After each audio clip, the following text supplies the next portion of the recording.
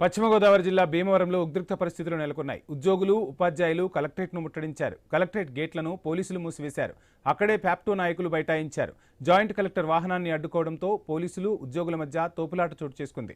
12వ పీఆర్సీని వెంటనే అమలు చేయాలని పెద్ద ఎత్తున నినాదాలు చేశారు. సిపిఎస్ విధానాన్ని రద్దు చేసి పాత పెన్షన్ విధానాన్ని పునరుద్ధరించాలని కోరారు. 30% మధ్యంతర భృతిని వెంటనే ప్రకటించాలని, పెండింగ్లో ఉన్న 5 డిఏలను వెంటనే విడుదల చేయాలని డిమాండ్ చేశారు. ఇన్ సర్వీస్ టీచర్లకు విద్యా హక్కు చట్టాన్ని సవరించి టెట్ రద్దు చేయాలని కోరారు. ఎమ్మెల్సీ గోపిమూర్తి సహా ఫ్యాప్టో నాయకులను పోలీసులు తీసుకెళ్లారు.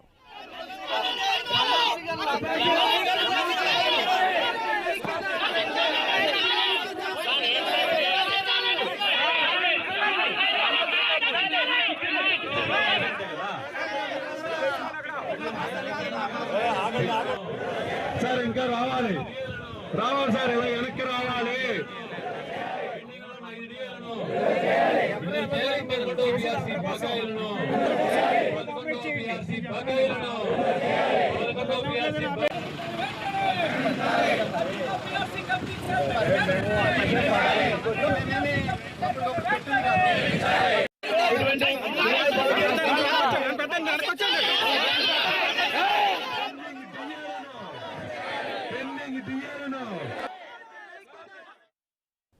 పశ్చిమ గోదావరి జిల్లా భీమవరంలో ఉద్రిక్త పరిస్థితులు నెలకొన్నాయి. ఉద్యోగులు, ఉపాధ్యాయులు కలెక్టరేట్ను ముట్టడించారు. కలెక్టరేట్ గేట్లను పోలీసులు మూసివేశారు.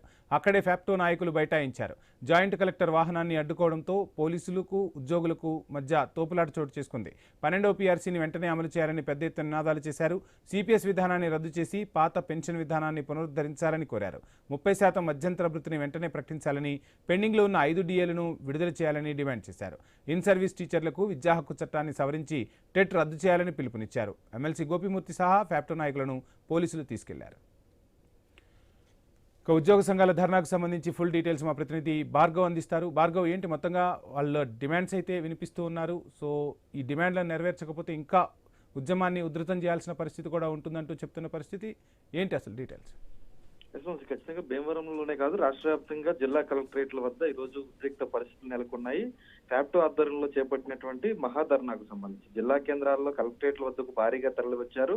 ర్యాలీగా వచ్చి ఇక్కడ పికెటింగ్ ఏర్పాటు చేయడంతో కలెక్టరేట్ లోకి వెళ్లకుండా ప్రస్తుతం భీమవరం కలెక్టరేట్ వద్ద పోలీసులు గేట్లు మూసివేయడంతో రోడ్డు పైన ఏదైతే గేట్ కలెక్టరేట్ గేట్ అయితే కూడా బైఠాయించి ఉద్యోగులు అలాగే ఉపాధ్యాయులు ఆందోళనకు దిగి ఉద్రిక్త పరిస్థితి అయితే మారింది.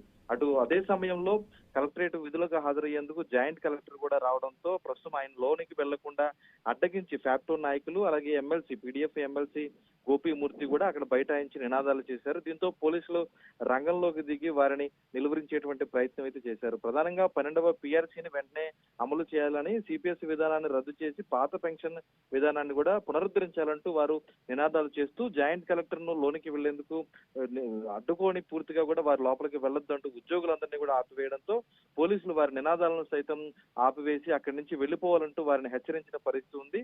వారు ఎట్టి పరిస్థితుల్లో కూడా వినకుండా మరింత ఆందోళన కొనసాగించడంతో పోలీసులు రంగంలోకి దిగి ఆందోళన చేస్తున్నటువంటి ఫ్యాక్టరీ నాయకులను, ఉపాధ్యాయ ఎమ్మెల్సీ ఎవరైతే గోపిమూర్తి ఉన్నారో ఆయన్ను కూడా అక్కడి నుంచి బలవంతంగా లాక్కెళ్లేటువంటి ప్రయత్నం చేశారు. దీంతో ఇరు వర్గాల మధ్య కాసేపు తోపులాట చోటు చేసుకుంది, ఉద్రిక్తకు దారితీసింది. పలువురు ఉపాధ్యాయులు నేల మీద పడిపోయిన పరిస్థితి కూడా ఉంది. మిగిలిన వారందరూ కూడా అక్కడే బైఠాయించి రోడ్డు పైన పడుకొని వారు నిరసన వ్యక్తం చేశారు. ప్రస్తుతం పోలీసులు వారందరినీ కూడా అక్కడి నుంచి కలెక్టరేట్ ప్రాంతం నుంచి బలవంతంగా లాక్కెళ్లి పోలీస్ స్టేషన్ కు తరలించేటువంటి ప్రయత్నం చేస్తున్నారు.